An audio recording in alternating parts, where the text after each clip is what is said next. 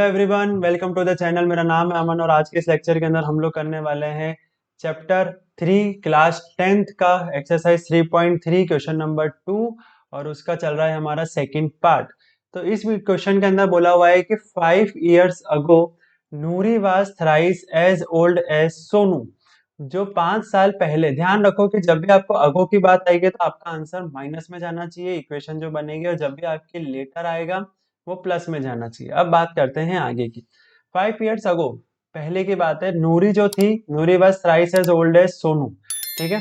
10 years later Noori will be twice as old as Sonu. दोनों की age निकालनी है तो let the age of Noori be X, Noori की एज को एक्स मान लेते हैं, और let the age of Sonu be Y. तो अब इक्वेशन के अंदर बोला हुआ है कि Noori was thrice as old as Sonu, लेकिन नूरी की जो एज है वो पहले x माइनस 5 होगी, फिर y माइनस 5 होगी। माइनस 5 क्यों हुई? क्योंकि 5 years अगो वाली इक्वेशन बना रहे हैं, ठीक है। तो और आगे क्या लिखा हुआ है, Noori was thrice as old as Sonu, मतलब कि सोनू की 3 गुनी उम्र। तो ये सोनू और इसकी 3 गुनी उम्र, ठीक है। अब इसको सॉल्व करते हैं। x माइनस का 5 is equal to 3, y minus का 15। ये हो जाएगा x, यहाँ पे आएगा, ये हो जाएगा माइनस का 3y, ये हो जाएगा माइनस का 15, माइनस का 5 यहाँ पे जाके प्लस का 5 बन जाएगा, और यहाँ पे आपकी आएगी x माइनस 3y माइनस का 10। ये हो गई आपकी पहली इक्वेशन।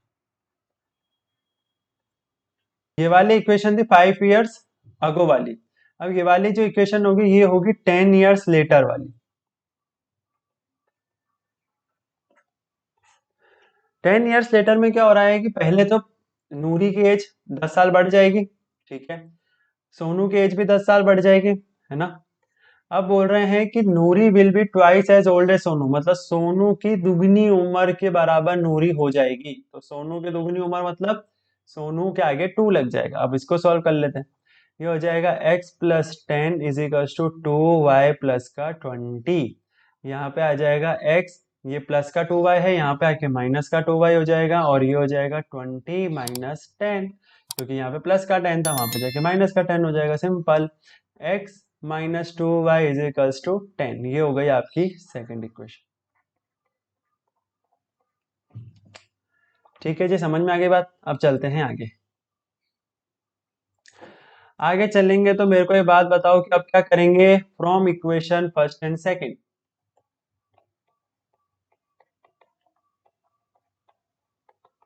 यहाँ पे देखो, यहाँ पे x का कोफिशिएंट 1 है, यहाँ पे भी x का कोफिशिएंट 1 है, तो हमको कुछ भी मल्टीप्लिकेशन करने की जरूरत नहीं पड़ने वाली है। सिंपल तरीके से क्वेश्चन लिख दो। ये हो जाएगा x minus 3y is equals to minus का 10। ये हो जाएगा x minus 2y is equals to 10। थोड़ी सी लाइन दूर बना देते हैं, यहाँ पे कलर चेंज करते हैं। ये प्लस का है तो माइनस का, ये माइनस का है तो ये प्लस का, ये प्लस का है तो ये माइनस का, ये दोनों खत्म। -3y प्लस 2y कितना हुआ, यहाँ पे बताता हूँ, एक सेकेंड।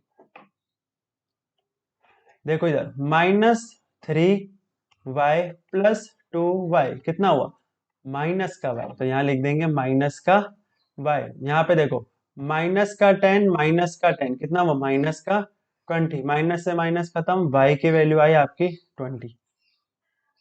मतलब सोनू की एज तो आ गई है जो कि है 20 साल। अब आप इसको इक्वेशन फर्स्ट में पुट कर देंगे, तो यहाँ पे लिखेंगे कि putting the y is equal to 20 in equation first. तो मैं यहाँ पे ही सॉल्व कर देता हूँ, स्पेस की कमी है। पर x, ये आपकी पहली इक्वेशन है, इसको यहाँ पे लेकर आ रहा हूँ मैं, ठीक है। x माइनस 320 माइनस का 10, तो ये हो जाएगा x minus 60 is equal to minus का 10। ये हो जाएगा x माइनस का 10 प्लस का 60, और ये हो जाएगी वैल्यू आपकी 50। तो अब जगह कहाँ पे है, कहीं पे भी हो हमको लिखना पड़ेगा, तो पहले तो कलर चेंज करते हैं। तो हमारे यहाँ पे लिख देता हूँ मैं, छोटी सी जगह पे इसको रब कर देते हैं, ठीक है। यहाँ पे लिख देते हैं कि जो नूरी की एज है वो है 50 इयर्स, और जो सोनू है उसकी एज है 20 इयर्स। तो ये वाला क्वेश्चन होता है यहीं पे कंप्लीट।